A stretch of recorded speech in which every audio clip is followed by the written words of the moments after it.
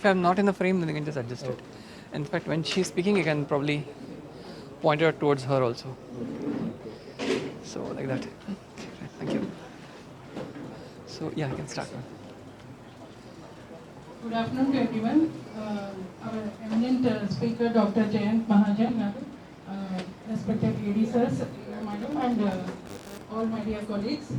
Today we have among us Dr. Jayant Mahajan Garu, Associate Professor of Christ University from Pune. Sir is a triathlete, philosopher, metaphysicist, fintech and a clean tech enthusiast.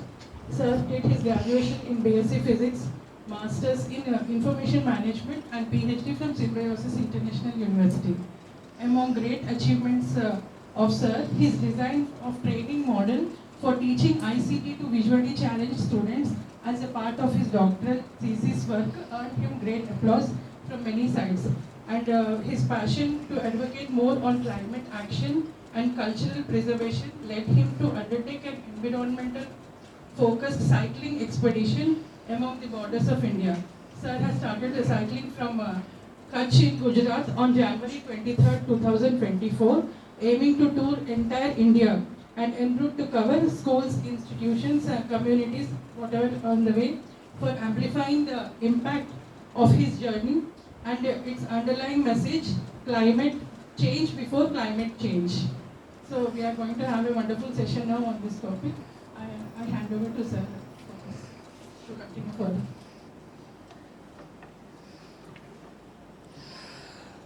Thank you very much, ma'am, for a very kind introduction. So,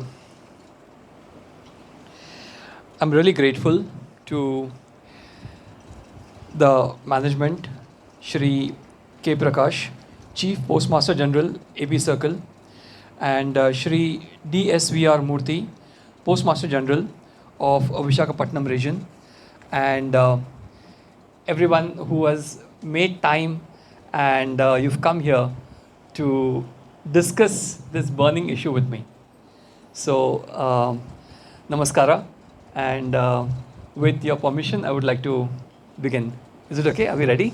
Yes. Great. So, this is not going to be a lecture, the typical, where you have a speech or you have a lecture. I'm trying not to have it that way.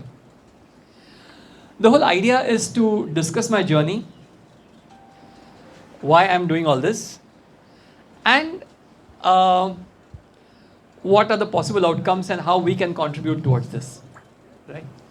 So, yes, ma'am, you can actually, yeah, there's a space here. There's a place here, come.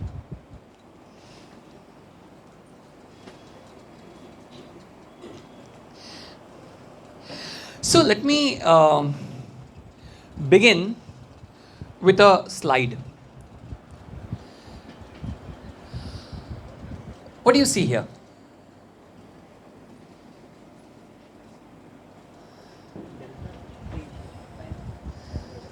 What do you see here? Yeah? Yes. Yeah, river joining the ocean. Right? That's exactly what is happening here, right? So this is what happened. I was in the midst of my journeys in Gujarat, okay? And this is not the exact picture, but the similar picture. I couldn't find it, so I included this. You've heard about a place called as Daman? Yeah, Dio, Daman, right? So it's a union territory, right? I'm sure, so it was actually a wrong question for me to ask this audience, right? You're from post office, so you would know every place on this country. So I was in Daman, and there's a place where the Daman Ganga, it's a river, right? It meets Arabian Sea. Here we have Bay of Bengal, that side we have Arabian Sea, right? So we have Daman Ganga meeting the Arabian Sea. And it was a very beautiful sight, very similar. And I clicked a photograph and I posted it on my friends group. So, I have all my school friends, we all have our school friends, I'm sure we all have our WhatsApp groups of all the school friends, right? And there's a very different conversation which goes on there. It's not the professional conversation that we normally have, right? So I posted it there. So, a friend of mine, he took some time and I think after a few hours, he commented, Jayant, you're on this journey of change before climate change. That's my mission, right? That's what I'm doing, change before climate change. So, I should change before the climate changes, right? If I don't change my habits, the climate is going to change for bad. That's the whole message I'm carrying. So he said, there are a lot of issues. Like one is fresh water supply, right? It's limited and we are spoiling it. There's air pollution. There are a lot of things happening, right? So what he said is, this river is merging in the ocean. So that picture which I had posted was Daman Ganga merging in the Arabian Sea. So he asked me a question, what if we just block all those rivers and prevent them from merging in the ocean? Will that solve our freshwater problem? Because what happens is, his theory is that all this water, fresh water, is going waste in the sea, right? So we keep saying that, oh, there's a freshwater issue, right? And we are letting the sea, fresh water go in the sea. So his question was, what we block, we put a big dam, right, on all the rivers and block them from entering the sea, the freshwater problem is solved forever. That was his logic. What do you think? How the ocean will be survived? How? Ocean will be survived. So his thing is, why ocean has enough water, right? So, Also will be evaporate. huh? वो भी evaporate होगा ना? वो भी evaporate होगा, correct? So that's one problem that will have. Any other problem? It is not possible, sir, because the low-lying areas which are there, they will be submerged if we stop them. Correct. The low-lying areas will be submerged. What else? Imbalance in the climate equatorial. Imbalance in the, correct, exactly. There will be a lot of imbalance. What kind of imbalance will be there? Ecological imbalance. Ecological imbalance. Example? Like we can lose some of the species, flora and fauna. We can probably lose some of the species, right? Okay. Yeah. What else could happen? What other problems will have? Anyone else? Ladies? You want to try answer? We are changing the ecological niche over there, which is there. Exactly, right? You know, actually they tried this. So what the question that he asked and what we are discussing, they actually tried it. Okay. This they did in Australia. They actually blocked few major rivers and they thought that their freshwater problem will be solved. You know what happened? Suddenly, the lakes, the river and the ocean, everything started becoming toxic. It's like, you know, you stop your blood supply from going to the heart, getting purified and coming back. Your entire system will become toxic, right? So that's exactly what happened there, right? Now, this is exactly what we as humankind are doing. We apply some logic and we don't think in the holistic way, right? And then we make these decisions like blocking the river. And then we have a lot of toxins around us. Because rivers actually wash away a lot of minerals, right? A lot of things in the sea, where they go in the sea, then the water comes back. You know, so it's a cycle, right? You break the cycle, then we have a problem. And we as humans, right now, by our misinformed actions, we are breaking many cycles like this. This water, river merging in the ocean is just one example, right? There are many cycles like this which we are actually breaking for immediate gain, right? And that is what is causing something called as global warming. I'm sure all of you heard about this phenomena. Yeah? Okay. You know, actually, I would love to know each one of you by name and really understand what your role is. But A, we have limited time, and B, there are too many of us. So, but I hope to interact with you in person at some point, yeah, and get to know all of you better. So, when we talk about global warming, what is your understanding of global warming? Damage of ozone layer is causing global. What is it? Damage of ozone. Damage of ozone layer. Wonderful. Okay. Melting the trees, Huh? Melting of glaciers are greenhouse gases. Correct. Yes. Greenhouse gases. Greenhouse gases. What are the greenhouse gases that we have? Oxygen, sorry, carbon dioxide, nitrogen, Right. water vapor. Water vapor. Oh, fantastic. I don't get many people talking about water vapor. Okay. Nice. Okay. Yes. CF and CFI. Yes. Right. Oh, fantastic. So I think I've got all the answers here. Lovely. So see, so there are about 9 gases, right? Of which we all have made carbon dioxide the villain. Right, but there are many others, right? And because of the human activities, actually they all contribute about 1%, right? But because of human activities, these gases are increasing. As a result, we are having greenhouse effect kind of issues, and the earth is getting warmer. Of course, there are other theories also. I won't get into that right now. So, by and large, the problem is because of human activities, we are having this issue of global warming. Now, so why should we be bothered about it, right? And what has that to do with my cycling? How will a professor with a cycle and some banner, I have the banner in bag right now, okay? So, going around the country, how will it solve this issue?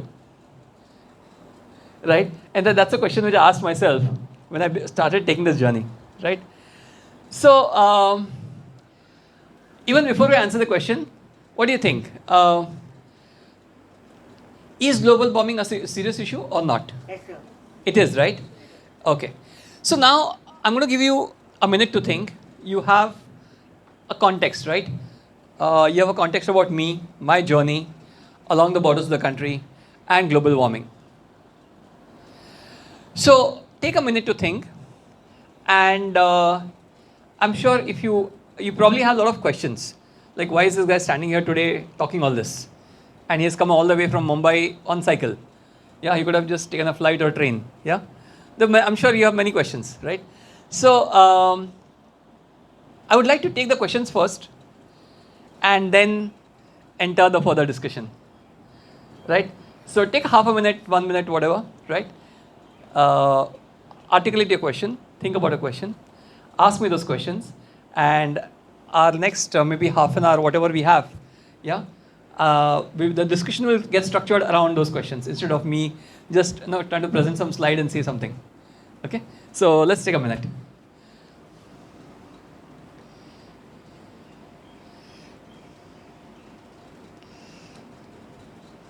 We can pause it actually. There's a pause button there.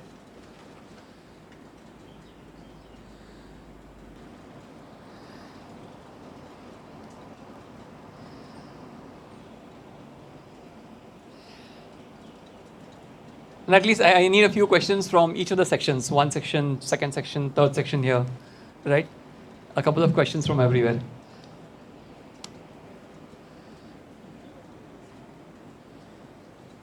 How is it possible to educate, sir, by going on cycle? Okay, that's a good question. How is it possible even to educate by going on a cycle? I'll definitely take that question up. Which instance made you to provoke all the people over the country about global warming? Thank you. So basically, what is the motivation, right? So how will I manage to educate everybody in the country? And second is, what is the motivation to do this? Okay. Any other use other than making awareness to the people? Maybe you want to. Oh, okay. So exactly. So what is that? Is this the only motivation, or there's some other motivation also? Right? Okay, great. So since you are talking about climate change, and we have a protocol called Kyoto Protocol, Yes. which is to reduce the greenhouse emissions. So why is India still lagging behind to implement these Kyoto protocols? So that why can't we have that sustainable development goals which we are targeted to 2015 to implement it? So year by year we are using. Good point. Good point. In fact, can I have a pen and a paper? I can make a note of this. Is it working? Is it off the pause? It's working, sir. It's working, right? I just need a pen and paper, so I can just make a note of this. So I don't want to miss out on any of the questions. Yeah. Thank you.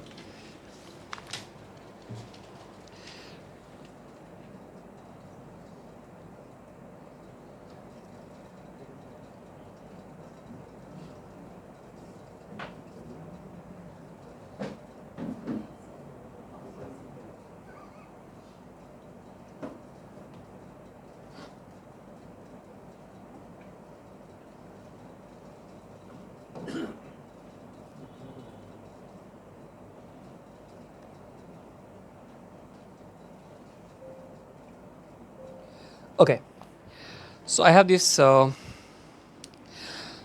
have these 3 questions. Any more questions? Yes. So I have some questions from here, some questions from here, some questions from here now. Yes. What sort of assistance you are getting from your family, sir? Oh, thank you. Okay.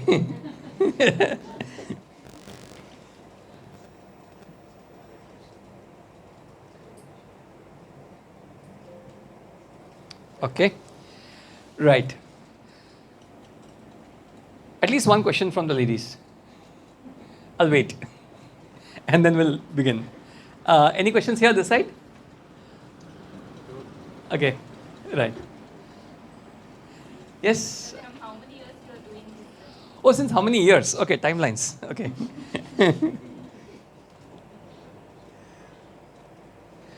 Okay, so let's start answering these questions one by one. First of all, why am I doing all this? There are multiple reasons. I started my career with I used to run a training center called as NIIT. I don't know if you heard about it. Once upon a time, NIIT was very famous. NIIT, Aptech, right? So somewhere in Lonavala, I used to run my own training center. With 3 of us, we used to run that. And I used to teach computers. We did that for some time, but then the franchisee fees became very expensive. We couldn't afford it. And that is the time I used to make money even by teaching people how to send emails and chat. Because they didn't know, right? So, but of course, it didn't work any longer. Then I started managing IT operations for a web hosting company in Mumbai. Okay, so there we had a lot of servers, and that was my profile actually.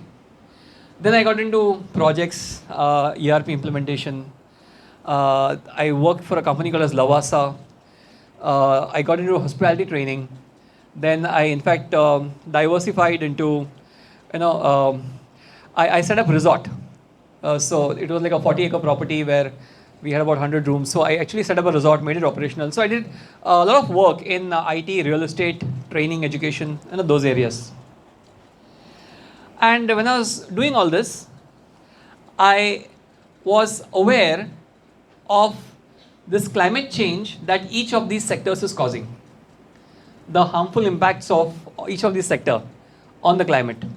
But of course, there's very little that you can do, because you're a part of a system. So you can't really change it. So that thing was bothering me all the time. Even when I was in school, I remember when I was in 7th or 8th standard, I had that first chapter on pollution. And after that, I stopped burning crackers, using those synthetic holy colors. I just stopped all that. So I was a little sensitive towards it. That's point number 1. So climate change as a cause was always close to my heart. And I wanted to do something about it. So when I started growing up, I started associating myself with some NGOs, a lot of groups which they do this afforestation activities, right?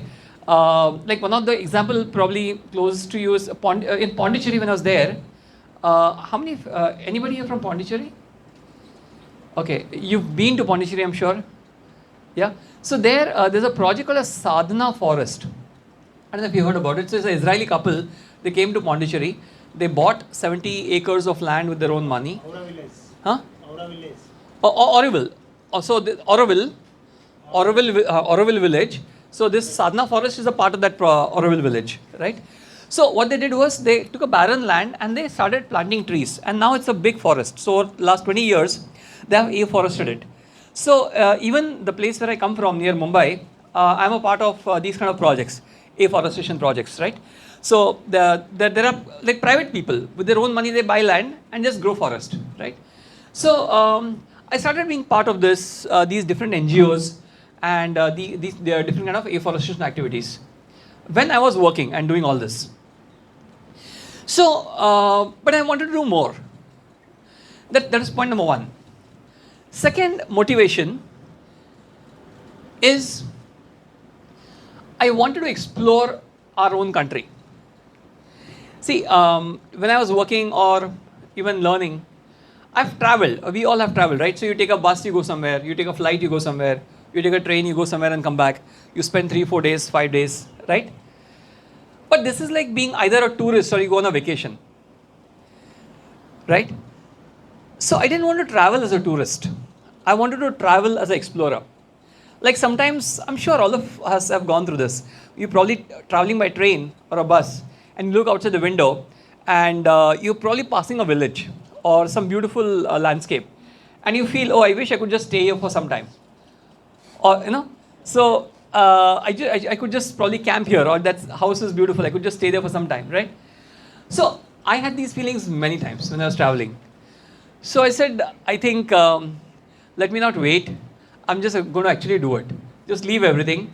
I go, and if I like a place, I just want to stay there for some time, right? And I want to stay there as long as I want, actually.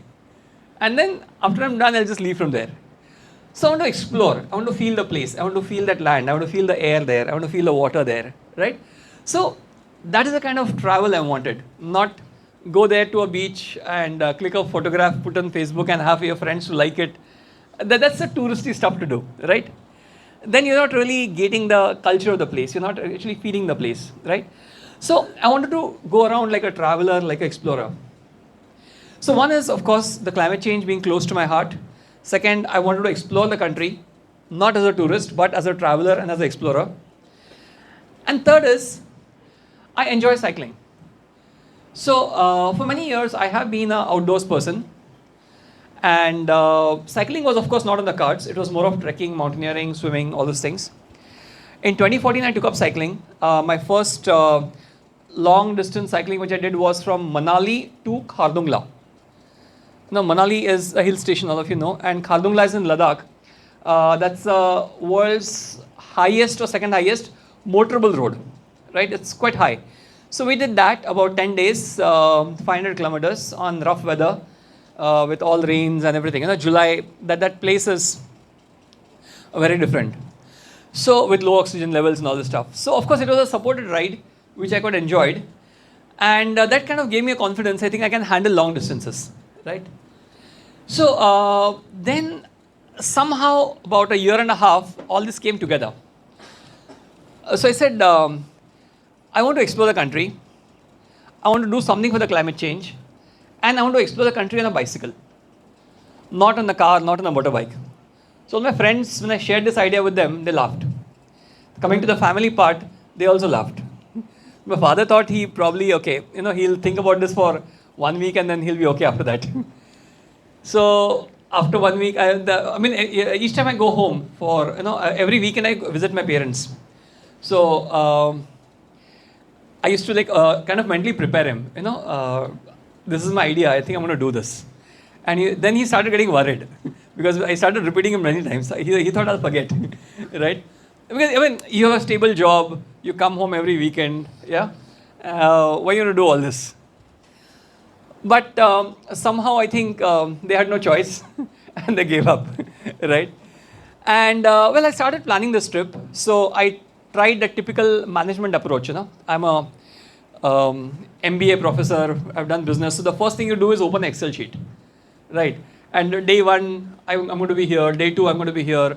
Then if I'm going to be here, I'm going to meet these people, do this, right? I thought I'll put 365 days and 365 activities and where I'm going to eat, everything planned properly.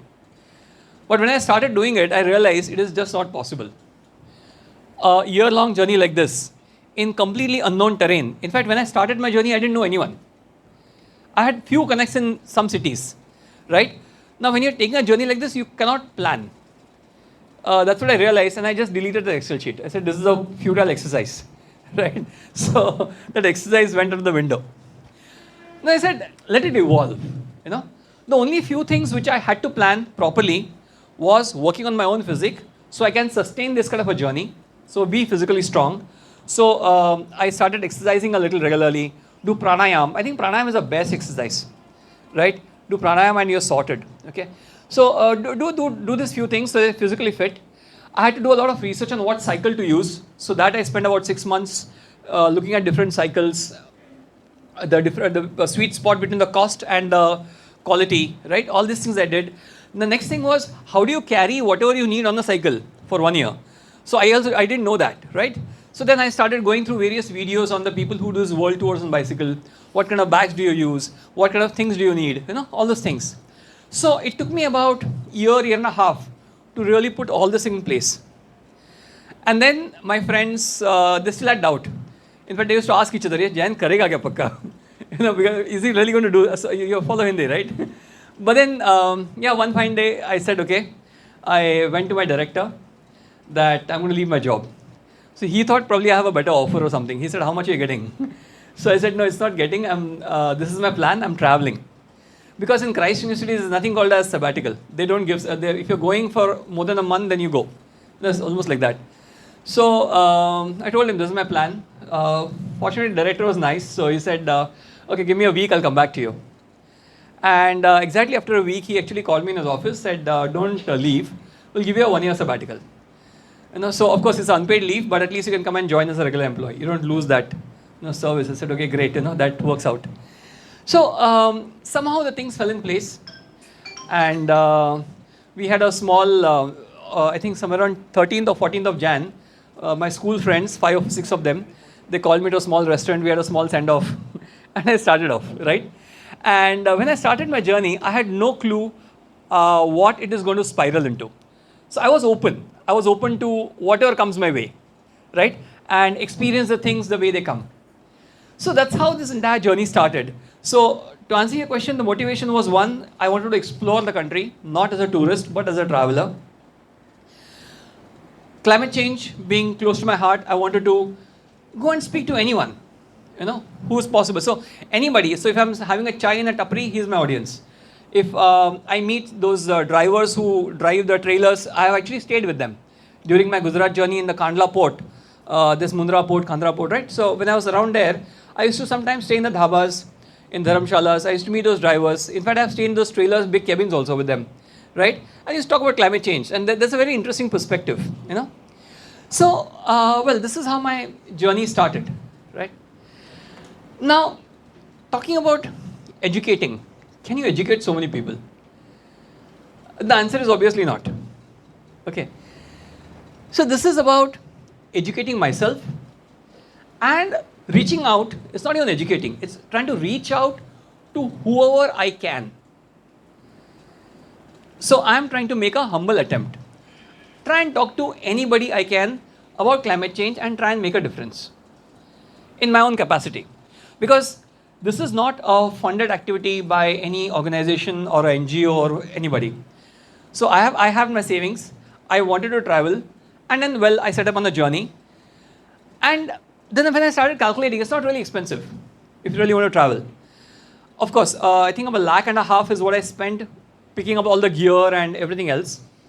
But when I actually started traveling, I had people helping me out. So my travels are very low budget.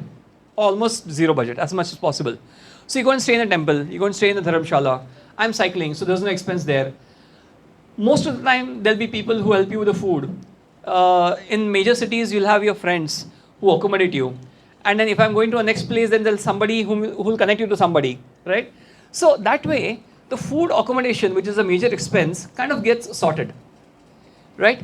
So there'll be some few times when you don't get accommodation, you are stuck in some place, then probably you stay in a hotel, right? So you just pick up a homestay or something like that and you stay. So that way, the expenses are pretty less. So they are actually less than average of about 600-700 rupees a day. Sometimes you end up spending 1,000, 2,000, 3,000. Sometimes it's nothing, you know. So average about 500 to 700 rupees a day. So I think that into 365, it's affordable, right?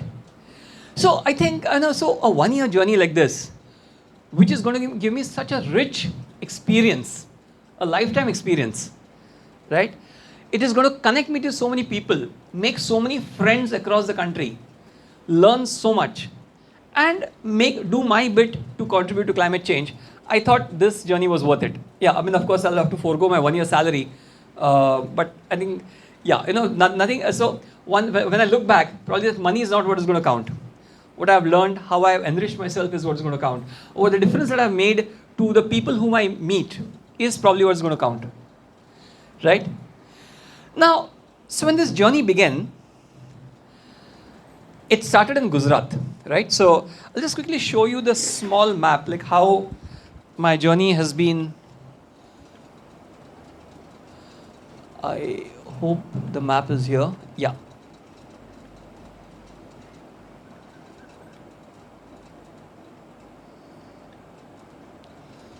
Just a minute. Oh, there's a link.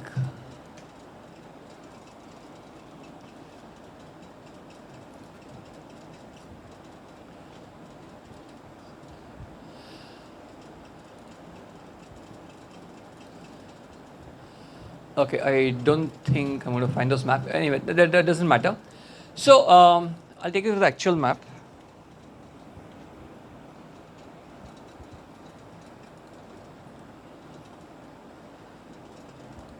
Yeah. So my journey, it began in a place called as Nadabet. Isn't that working? Yeah. It's working, right? Okay. So I started my journey in Kutch, in a place called as Nadabet. So this is a place.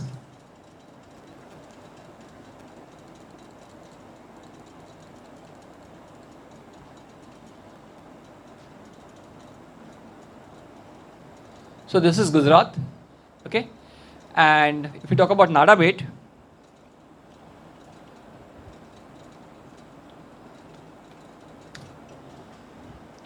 Nadabet Seema Darshan, right? So this is that place. Welcome to Indo-Pak border. So this was the starting point of my journey.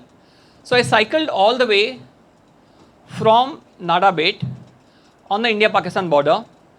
Went to Dwarka, Surat, Mumbai, Pune, right? Mangaluru, Trivandrum.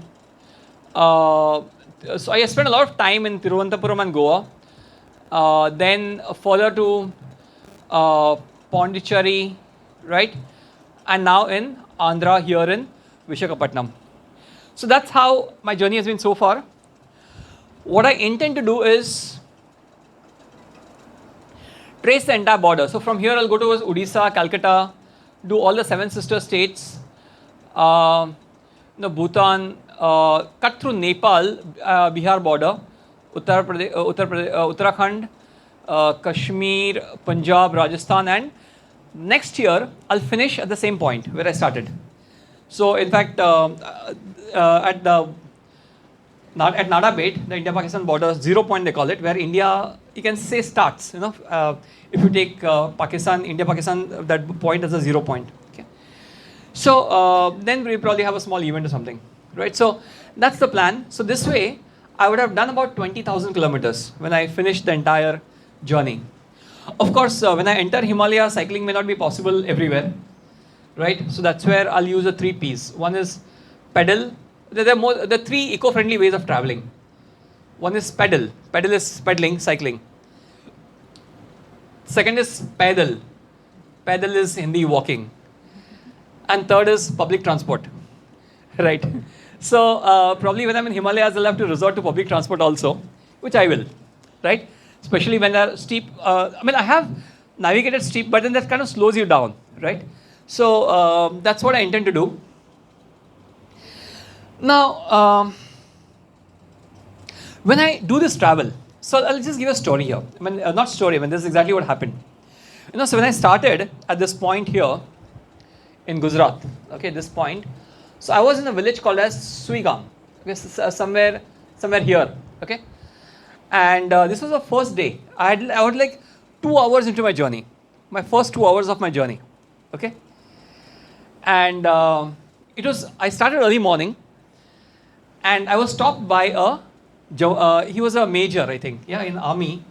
Yeah, he was a major. He was he was the check post, and it was a little dark, very early morning, and it was a little that side of the country. It was winter when I started, so there was a lot of fog in the air, so you can't really see each other. And I was cycling, so he stopped me. I was at a check post. He stopped me. कहाँ जा रहे हो? With all this, my cycle and the all the gear and all, So he was wondering where I'm going. So he said, all of you follow Hindi here? Yes. Yeah, okay, great. So now I said, भाईजी मैं ये change before climate change, पर्यावरण का जो एक संदेश है लेके चल रहा हूँ मैं, और मेरा प्लान है ऐसे 20,000 किलोमीटर करना है. So he looked at me like, who's this guy? Early in the morning talking all this. And he said, भाईजी सारे पेड़ तो कट गए, अब क्या बचाओगे? Yeah, I mean, he was like, all the trees are cut. So what are you going to do and say? That's a note on which I started my journey, So then I realized, he himself was very concerned about climate change. And what he used to do was, he used to plant a lot of trees in certain areas. Probably his grandfather had told him, every birthday you plant a tree or something like that. And he took care of those trees. And I think one fine day some government project came. Without a second thought, all those trees were gone. And that pained him a lot. Right? So he was telling me that. So he said, सारे पेड़ तो cut गए, अभी अब क्या बचाओगे? इसे मत करो, So I could, that in fact reinforced the new motivation in me that this kind of a journey is important. I must do my bit to reach out to as many people as possible. Not that people don't know about climate change. Of course they know. It's all there in the papers everywhere. It is just about reminding and reinforcing as much as you can till you take action, till you do something about it. Right? So I started this journey on a very skeptical note from this army officer. But later my experiences have been wonderful. I've been actually speaking to people in government schools, the faculty, the small children. I used to be invited to various houses. So, and in Kutch it's very popular. I mean, you just go now. People are, bhai ji, aa jao, chai pee ke jao. I mean, they don't even know you, but they would just call you. They know you're a traveler, right? So you just come. Abhi chai piye to thoda roti bhi kha ke jao. So your food and shelter is sorted. So then when you're in the family, you speak to the children, speak about climate change, see what they think, how they think. Right? So it has been a very enriching experience, and that gives you a very different perspective. So this has been my journey so far. I'll give you one more story. So I was here in a school called St. Xavier's. This is in Gandhidham. Again, near Kandla Port, actually. I was speaking to this 6, 7, 8 standard students. And I think some of 9 standard students also. 10th was, they're having some exams. So after my session, it was like a good 1 hour discussion the way we are having. There's a small girl. So of course, one of the things I said was, what are the reasons for climate change? That is what we were discussing. So before I get to the discussion, I would like to know from you, what do you think are the reasons for climate change? Or what are your perspectives? What do you think? Pollution. Okay, so we'll come to that. Okay, right. So pollution. What else? Deforestation. Overpopulation. So using the petrol, diesel and correct. That's pollution, right? Using petrol, diesel, fossil fuels, right? Very good. What else? Right. So one major part is pollution, deforestation, overexploitation of the resources. Why is this happening? Somebody said population, overpopulation. Yeah. Now this brings me to Gandhiji's 2 statements, which are my favorite.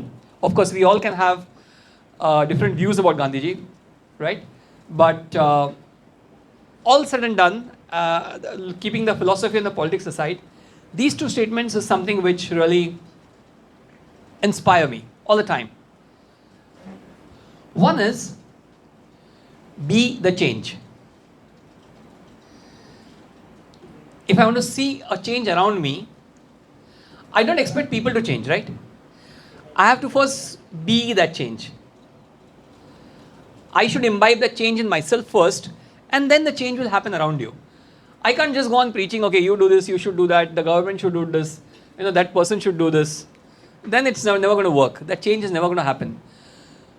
So I should be that change before even I stand here and talk about it. Right? So that's one sentence or one statement, yeah, what Gandhiji says, be the change. Second thing, what is really remarkable is this earth has enough for providing for everyone's needs. So whatever we have, whatever we need, earth has enough. Yeah, we don't need to really worry about it. Resources, enough resources we have. But earth will never have enough. More comforts. Correct. More comforts and Fulfill the greed. fulfill the greed. Correct. We all know this. Right? Earth will never have enough to provide even for one person's greed. Forget many. Because greed has no limits, right? You can probably have infinite earths and the person will never still be satisfied. So earth has enough to provide for everybody's needs, but not even for one person's greed.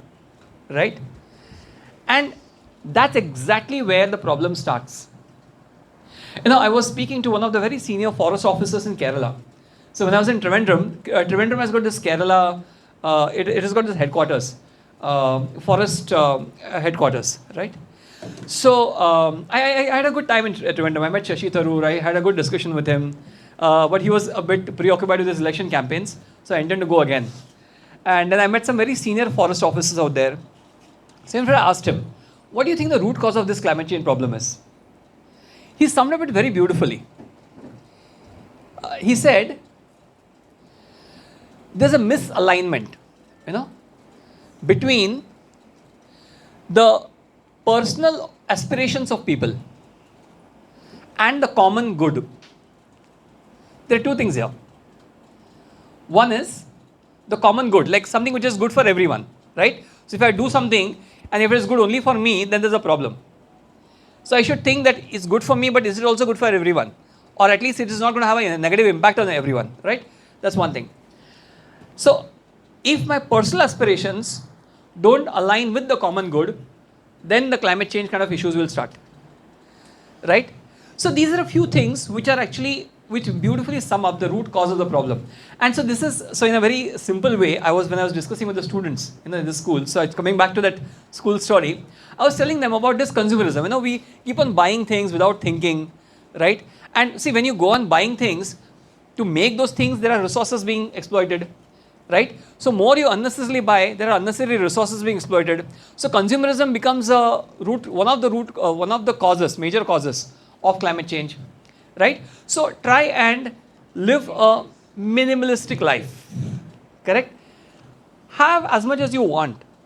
Don't unnecessarily keep on holding. I have a friend, and so she used to work as a professor, and a very good friend of mine. But so she had the kind of stuff she had in her apartment. It was a 1 BHK apartment, rented apartment, because she had come from some other city, which was enough to fill a 3 BHK. Right. So when I asked her, why do you have so much? She said, I get insecure. What if I need this and I don't have tomorrow? What if I need this, I don't have tomorrow? So I can't throw things. And when you move also, you move the whole thing. So it's your insecurity. So you just keep on adding to what you want, right? And this actually becomes one of the root causes of climate change. Because to produce that, you're exploiting resources and so many things. You're adding so much waste.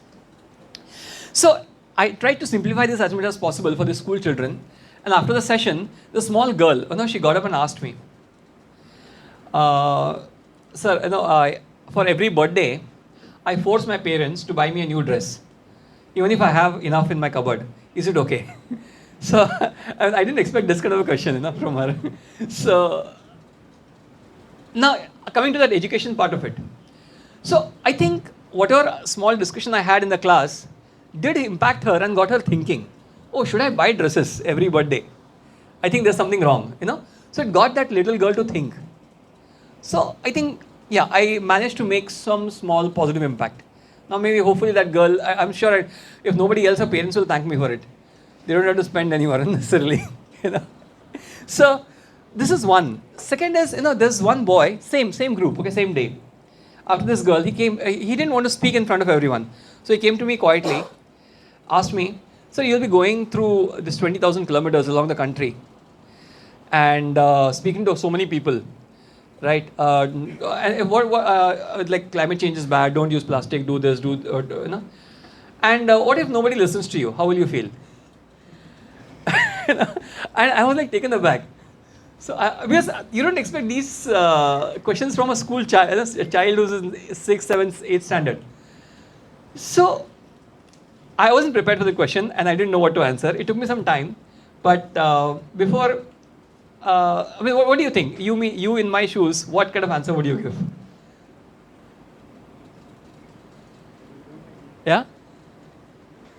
Yes? You go around the country, 20,000 kilometers cycling, speak to so many people and nobody listens to you. Everybody is doing the same thing, The next thing you got to do is reach a plastic bottle, throw a plastic bottle, right? So, then how do you feel? How should you feel? Well, honest answer, what do you feel? In my shoes, what kind of answer would you give? Sir, I have done the joke, so I don't Absolutely. want Right, yeah? Anything else? Yes?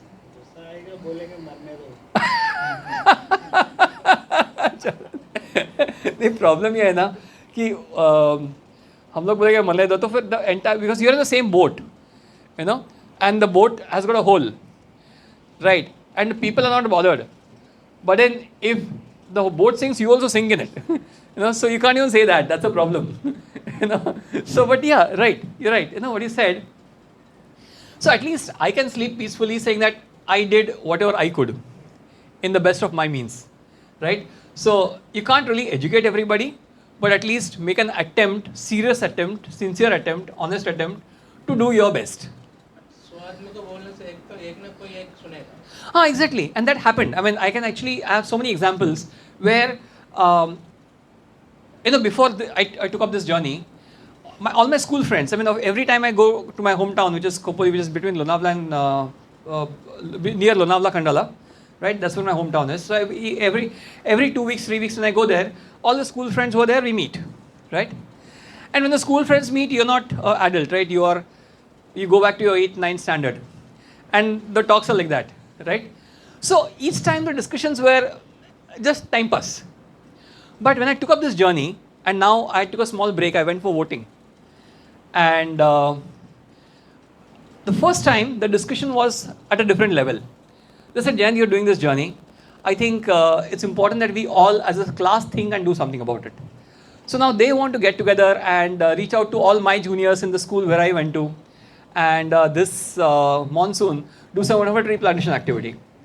So there is, so at least this, whatever efforts I'm putting, it is making some people think. My own friends, they want to do something for the cause, right?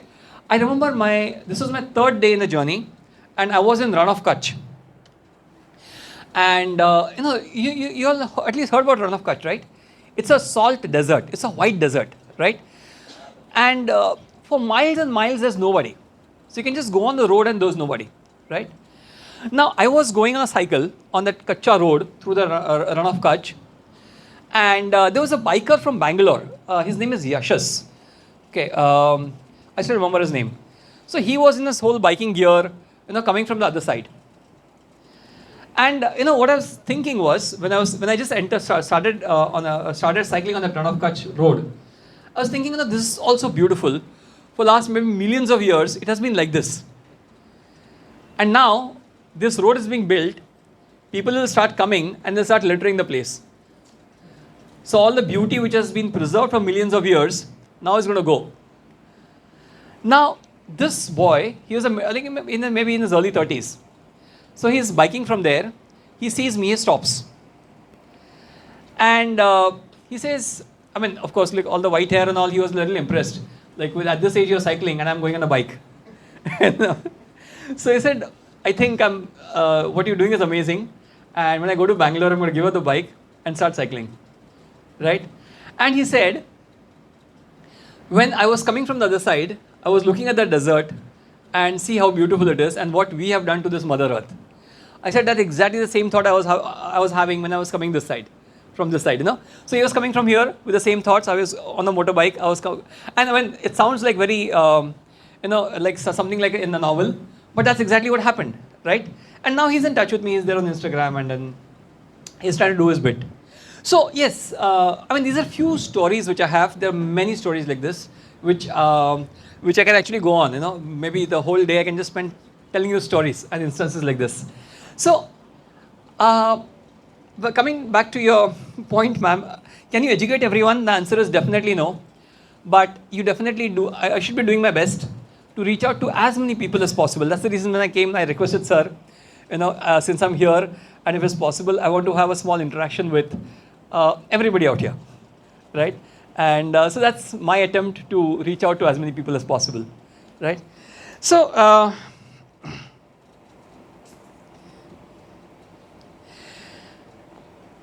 family assistance. Of course, my family didn't have a choice. So they tried stopping me, but then they saw this guy is not going to listen. So my father said, okay, no problems, just go ahead and do it. And see, the reason I took this journey also now was I have been wanting to do this for a long time. But obviously there are commitments. In fact, when I had 3 PhD students under me. And I wanted to ensure that they finish their PhD. Because else you change the guide, then there are complications, right? So I want to do that. Then of course you want to save something for your trip, right? And there are a lot of other things that you have to put in place before you take a trip like this. Now, maybe next year I turn 50, right? Touch wood, my parents are hale and hearty. So I thought to myself, if I delay this, if I wait for more, then maybe after 2, 3, 4 years, I may not be strong enough to take a trip like this, to take a journey like this. And then it will just remain a dream. So I shouldn't be thinking twice about money or anything else. I have savings to, sail me through. So I should do this, because even if I am strong, my parents may need me, right? So I have to be there. So then I can't even take this journey. So I said, this is a high time. And if I can take it now, maybe in the next 10 years I can continue cycling. But if I don't do it now, maybe next 3, 4 years, all the options are closed for me. So I said, okay, let me jump into it, right? So that's the reason I jumped into this journey. And then of course, my father and mother, they had no choice but to support me. So yes, family assistance, yes, they are there in spirit, and they are there to support me. Now, as far as timelines are concerned, so this is a 1-year journey. And I started on Jan 23, and I hope to finish it by similar timeline, Jan 23 in 25. We are in 24 now. In 25, I intend to conclude my journey in Nadabet. But of course, when I look back, now I wish, I should have probably just left the job. So I know that 1 year hanging sword, because I'm enjoying the journey so much, meeting so many different people, and this is so beautiful that probably I want to continue this for at least 2, 3 years. But anyway, I've already made a commitment to my director. So let's see, maybe I'll have to probably, speed up a little bit. So coming to your Kyoto Protocol. Why are we lagging behind? So see, this is a very complex question, because it's easy to make commitments, right? So I go attend this as a Prime Minister of the country, all the bureaucrats, we go and make some commitments on the international forum, right? But now, the individual aspirations of Indians and the common good is not always in line. So even if as a senior bureaucrat, as a Prime Minister, I may want to implement and meet those deadlines. But if I meet those deadlines, I have to cut down on emissions, I have to cut down on my production, that will impact my GDP, that's going to impact my elections, right? So then I say, okay, forget the Kyoto Protocol right now. I want to win the elections and stay in power for some more time, right? And if I have to stay in the power, people have to vote for me. And if I have to ensure that people vote for me. I have to ensure that I cater to their aspirations and not the common good necessarily, right?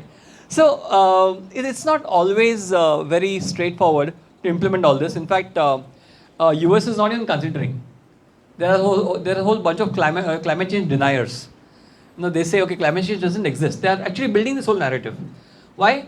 Because the entire US consumption is, I think, I don't know how many times more than what the whole country of like India consumes, right?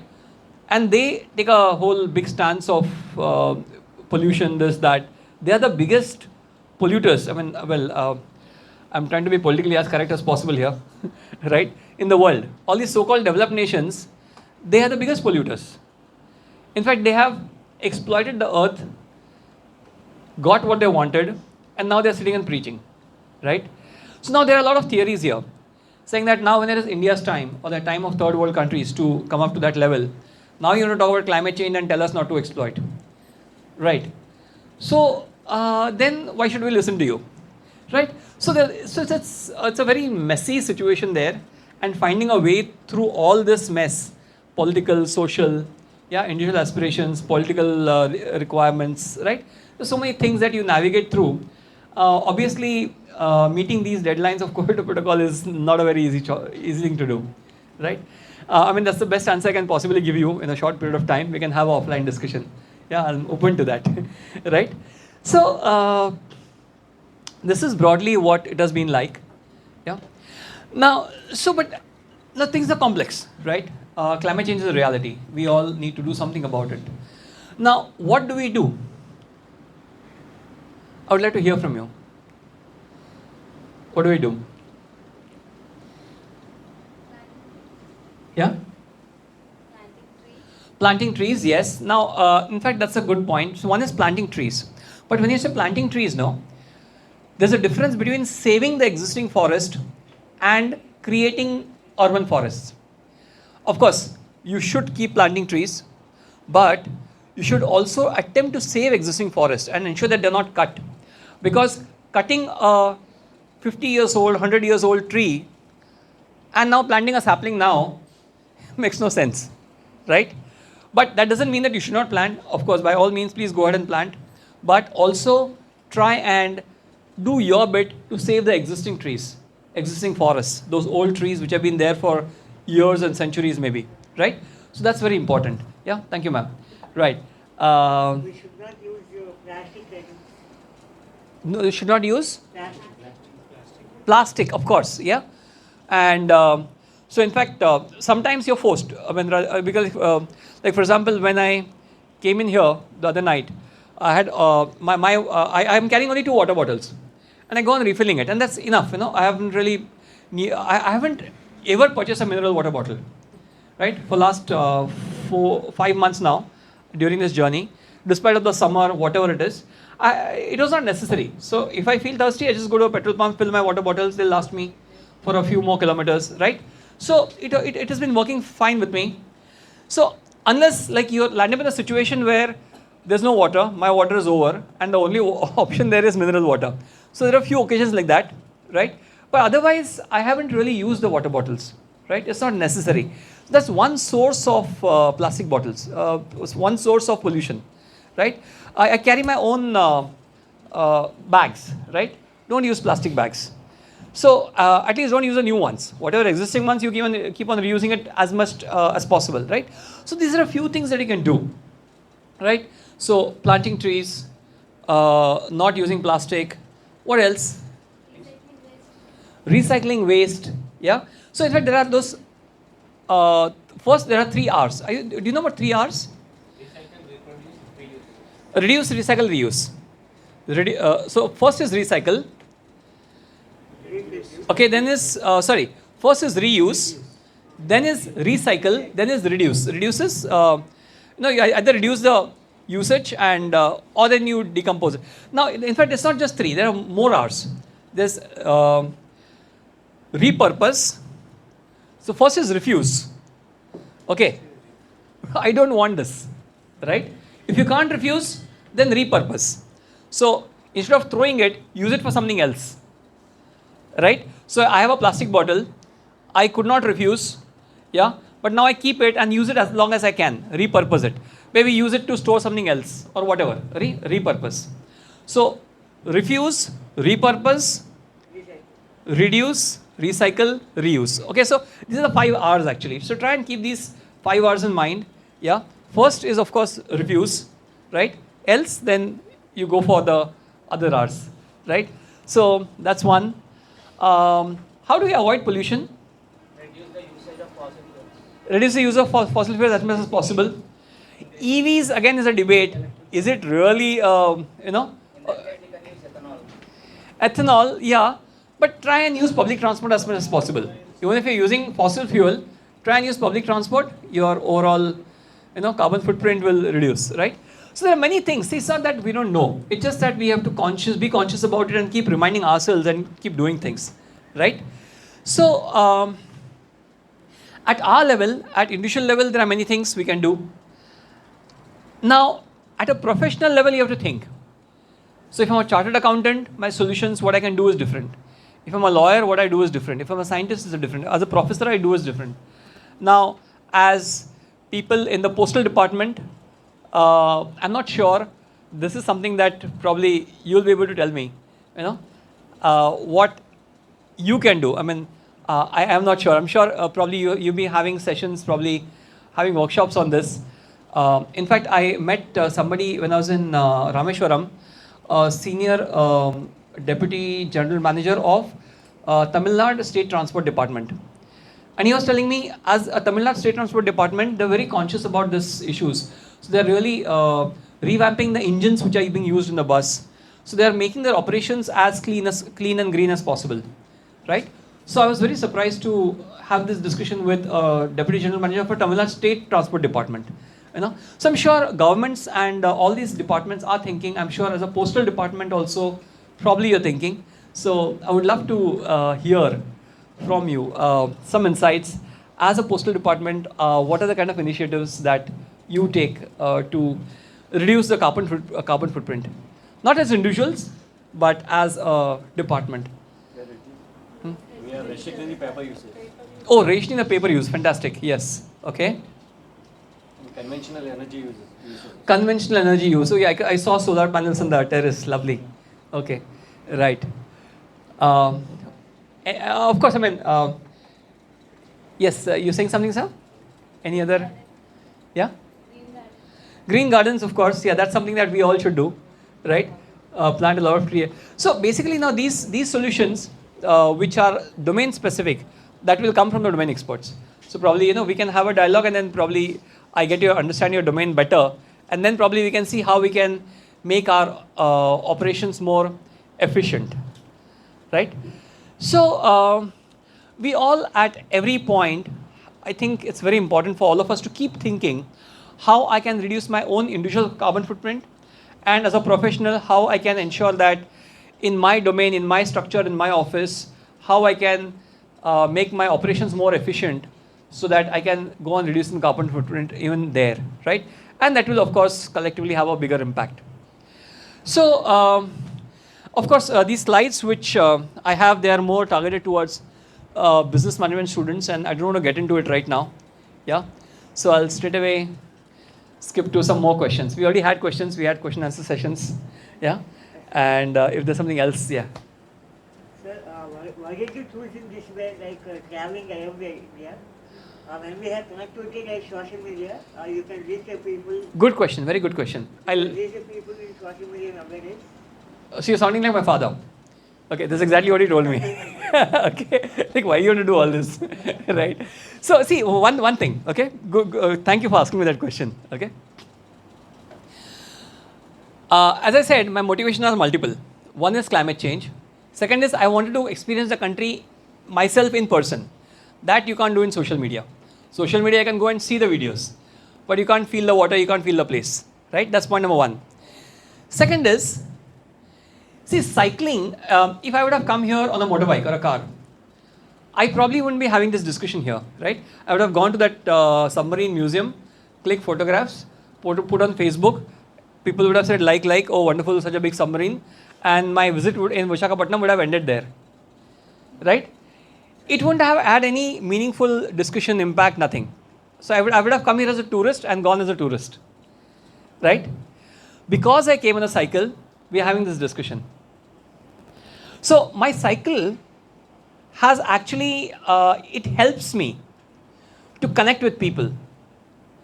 And right from day one, okay. So when I, in Kutch again, when I used to cycle, all these shopkeepers, from the road, so they used to call me, "Arey bhai ji, aa jao, chai pee ke jao. Kahan ja rahe ho cycle pe? Itni dhoop hai." And then I used to go, and then the shopkeeper used to call 10 other people, "Arey wo bhai sahab aaya hai, cycle pe ghum rahe, aa jao, baat karte hain." And we used to have this small thing, and over a chai, discuss climate change with the shopkeepers. Some people used to be very funny also. Like so there was one Kutchi. These Kutchis are typical proper businessmen. So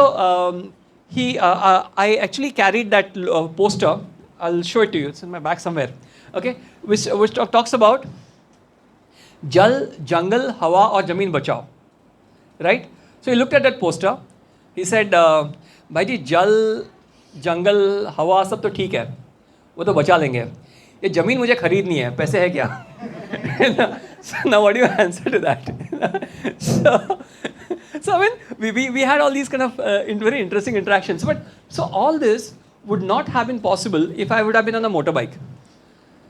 All this would not have been possible if I would have been, in fact, worst if I'm in a car. Because in a car, you put the windows, you put the AC, switch on the music, and you just keep going, that's all.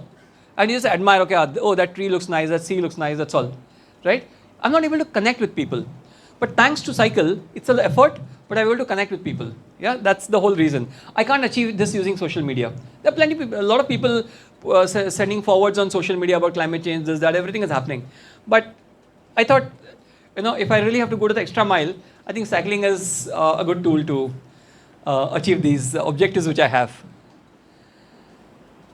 Any other questions? The topography is affecting the total climate change because you have traveled a lot, that's to south. Yes. What Yeah. you observed actually? Yes, that's good. Thank you for asking me that question. So,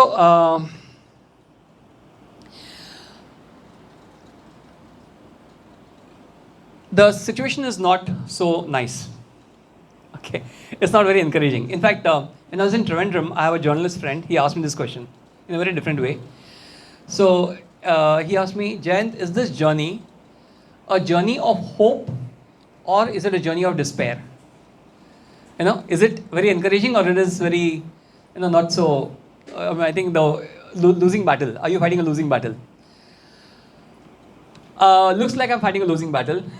Okay, but I still would like to continue it anyways, right?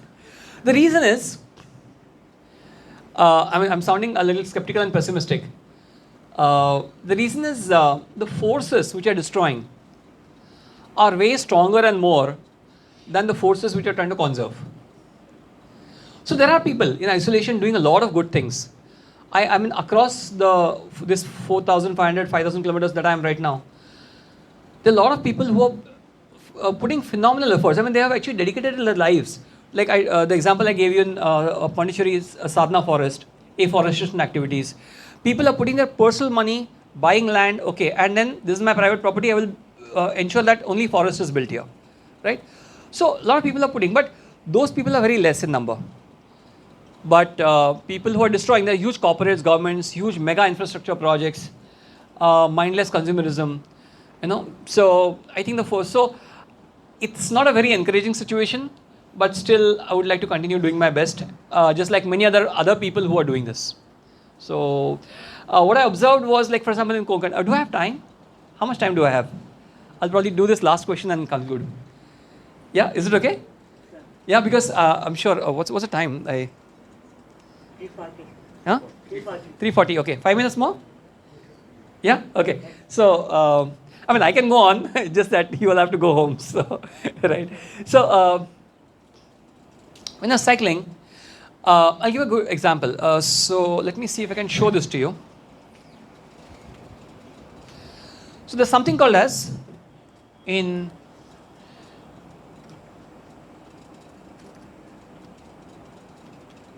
road to heaven.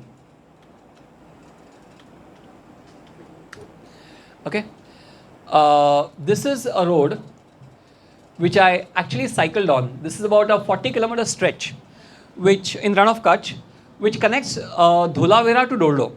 Okay, so actually, the road is exactly like this. This is all desert. Okay, this whole thing is a white desert here, and there's a road which goes in between. So I started early morning, and I think it was like late afternoon when I finished, and in between there's nobody and nothing. Right? Very beautiful. But now, so that's the reason they call it as the road to heaven.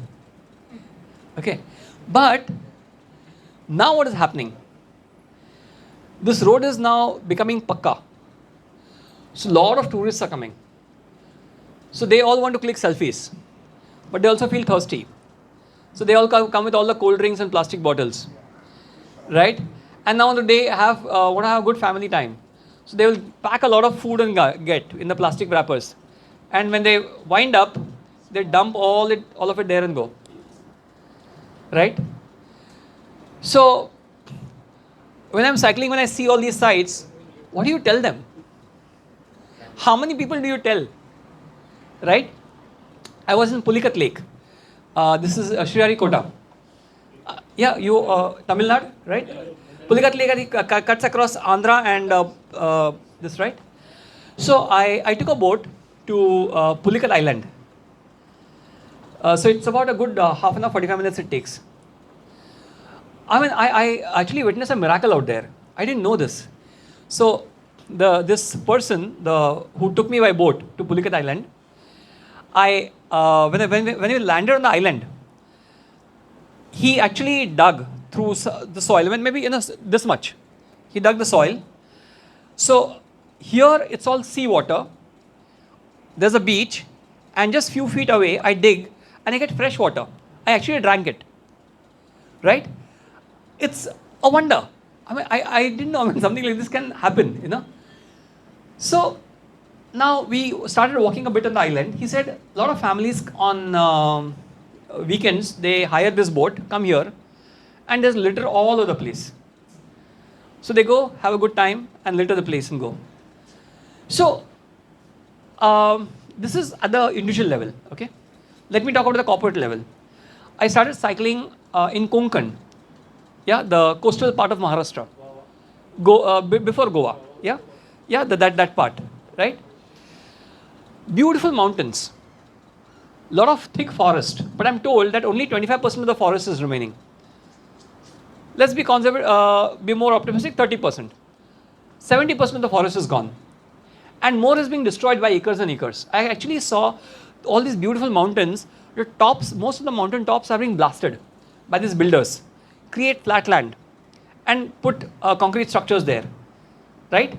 Now what happens is during rainy season, when the flat land is exposed, the red soil is exposed, all that gets washed down. It goes in the creeks and the lagoons and the sea. The waterbed, the sea floor level will increase. All the planktons and all the plants will start dying. The fish won't come. The fishermen, their life gets affected, right? And I saw so much in Konkan. All these big builders, they are actually messing it up. This is one. There are different other industries. I come down to Kerala. Karnataka was still okay, I think, when in terms of climate change. There's still a lot of fishing harbors and untouched areas which I found. Come to Kerala. I was in Alleppey. The junction of Alleppey and Kollam. Yeah, so there's a place. So there's a place called as Vadikal. It's a little complex to pronounce the name. So it's between Alleppey and Kollam, Vadikal or something like that. Varkala beach, a little ahead of that. Okay, there's a bridge which actually connects Alleppey and Kollam. Okay, so I was there. Now it's all black sand. In Varkala and a little ahead, no? It's all black sand. Black sand, it is black because it has got some rare earth minerals. So there's this company called as Kerala Minerals and Mining Company. they have been mining the sand. Well, I mean, it has been legitimized, but actually you shouldn't be doing it, right? And exporting that sand to Australia and some part of Karnataka, where they have these companies, they extract some rare earth from it. Rare earth minerals. You know, there's thorium. There are some. I was told some 21 different minerals that you get from it, which are used in multiple different products, including soap. For last 30 years, they have been doing this. The size of the island is reducing year on year, and the sea has come inside by 4 kilometers. So once upon a time there was a church, there was a temple. It's all underwater now. The sea is inside. As a result, the sea temperature also is increasing. In fact, I stayed with the fisherman there. I was speaking to him. I stayed in his house. He said that sea temperature is rising. As a result, the catch is reducing. The variety of fish is reducing. And so now I have to take tourists on the boat to make money because I don't get enough money from the fish, right? So because of the sand mining, the size of the island is reducing, the land is reducing, the sea will enter the backwater. That is going to impact the entire other dynamics, you know. So it's getting the negative impact is really complex, right? But when I started cycling from Kanyakumari up in Tamil Nadu, fortunately, there's no much development in the coastal region, except for a few big ports like Tuticorin, or you know, barring those. So I didn't see much of issue there yet. But I think maybe they want to just finish destroying here and then go there, waiting. Okay, so right. But of course, when I cross Chidambaram again, the impact is pretty high, right? So these are my few observations. But overall, the situation is not very encouraging, right? But still, of course, I'm enjoying my journey. But from climate change perspective, it doesn't look very encouraging. But that shouldn't stop us from doing things, you know, and try and take action, right? So, well, that's what I had to share and say to you. And I really want to thank all of you, for patient listening. And of course, I really want to thank once more Mr. Prakash, the Chief Postmaster General, AP Circle, and Shri DSVR Murthy, the Postmaster General of Vishakapattnam region, for actually helping me out and giving me this platform. I actually met Mr. Prakash when I was in Vijayawada, and he was very supportive of this entire mission. He's been really supporting me throughout, So really thank you for all the support that you've given me. Thank you.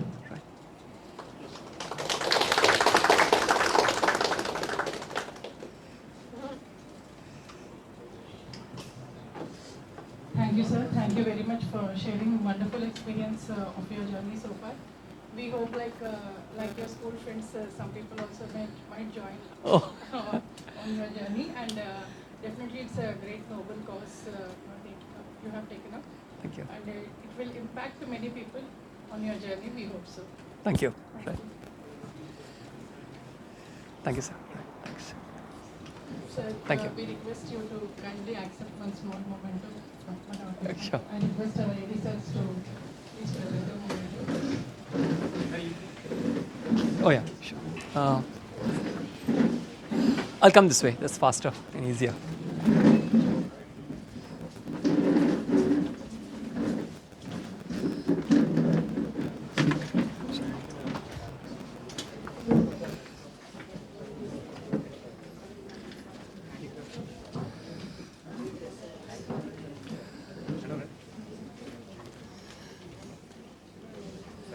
Handcrafted toy, sir. Oh, wonderful. Canvas in Vishakapattnam. Thank you very much. Thank you very much. Thank you. Thank you. Thank you. Thank you, sir. Thank you very much. Thank you, one and all.